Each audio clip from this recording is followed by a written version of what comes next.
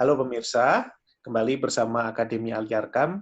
Kali ini kita melanjutkan kelas filsafat untuk masa kita dengan sesi ke-19 tentang ideologi dan filsafat. Ya, di sebelumnya kita sering membahas tentang ideologi dan kaitannya terhadap filsafat. Nah, kita memasuki bab yang terakhir ya, ideologi dan filsafat. Nah, mungkin bisa dibilang semacam apa?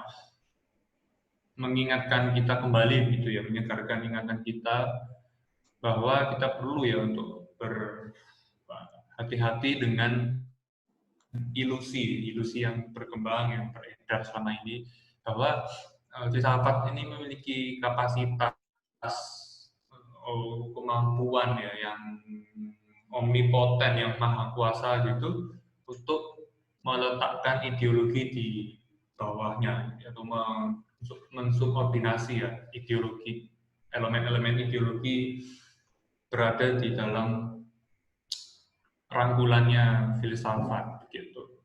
Jadi seakan-akan elemen-elemen ideologi ini ya berada lebih rendah tingkatannya daripada filsafat begitu.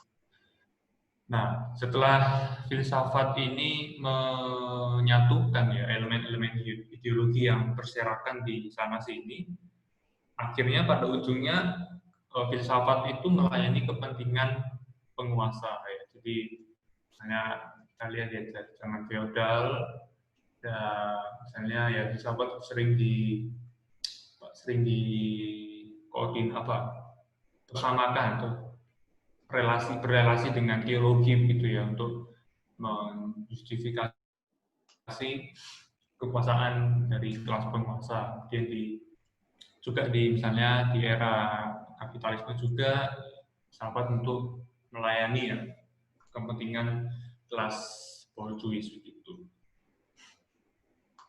Nah, maka dari itu teman-teman tepat ya menurut perkataannya Friedrich Engels yang mengatakan filsafat ini adalah sebuah proses yang panjang dari pertentangan kelas di dalam ranah teori. Jadi pertentangan kelas ini seperti kita ketahui bersama tidak hanya melulu bertempur di ranah aksi ya, di ranah misalnya turun ke jalan atau sebagainya dan sejenisnya, tapi juga termanifestasi atau terekspresi di dalam ranah teori.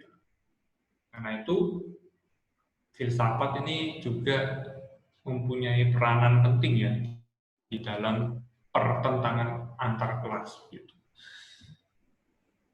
Nah, di dalam masyarakat borjuis ya, dalam masyarakat yang kapitalistis, masyarakat seperti ini berbasis pada hukum ya dan ideologi legal untuk mengukuhkan kekuasaan mereka. Jadi dan mereka membentuk ya hukum-hukum yang ada untuk misalnya melancarkan pasar bebas, untuk memuluskan misalnya atau membuka keran investasi secara lebih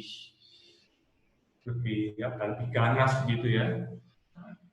Hukum-hukum akhirnya dibentuk dengan bungkus bahwa untuk kesejahteraan bangsa dan sejenisnya gitu ya. Nah, ujung-ujungnya kan untuk mengukuhkan kekuasaan mereka sendiri gitu. Nah, filsafatnya borjuis ini ya yang bisa dibilang untuk menguniversalisasi atau merangkul ya elemen-elemen ideologis yang ada, kemudian disistematiskan, direkatkan, dibentuk, dikonstruksi menjadi satu ideologi dominan. Nah, ideologi dominan inilah yang terus disebarkan, terus dicekoi, ya masyarakat rakyat itu dicekoi dengan ideologi dominan ini. Gitu. Tujuannya ya lagi-lagi untuk memperpanjang napas dari kelas borjuasi. Gitu. Nah, berbicara tentang ideologi dan filsafat di dalam masyarakat kapitalistis, kelas borjuasi gitu, apakah atau bagaimana ya dengan proletariat itu sendiri?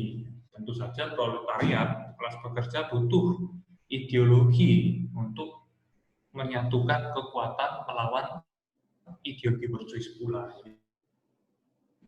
Proletariat sendiri juga butuh senjata, ya, butuh perangkat untuk melawan ideologi borjuis. Jadi tidak bisa ya ideologi borjuis tidak dilawan juga dengan satu sistem ideologi yang terstruktur pula. Selain itu, proletariat juga butuh filsafat untuk menyatukan elemen-elemen ideologis yang ada. Jadi tanpa ada filsafat untuk massa gitu ya, atau filsafat filsafatnya kelas pekerja, maka tidak ada satu bangunan sistem ideologi yang tersistematis, bangunan sistem ideologi yang rapi, koheren gitu ya. Nah, kenapa perlu seperti ini? Karena lawan kita, kelas yang bertentangan dengan kelas proletariat juga memiliki satu sistem yang terstruktur, satu sistem ideologi yang rapi gitu ya, dan yang masif tentunya. Nah, dari itu ini jelas sekali, seperti perkataannya Althusser, filsafat perjuangan di dalam ranah teori. Selain aksi massa, ada juga di dalam teori, yaitu filsafat.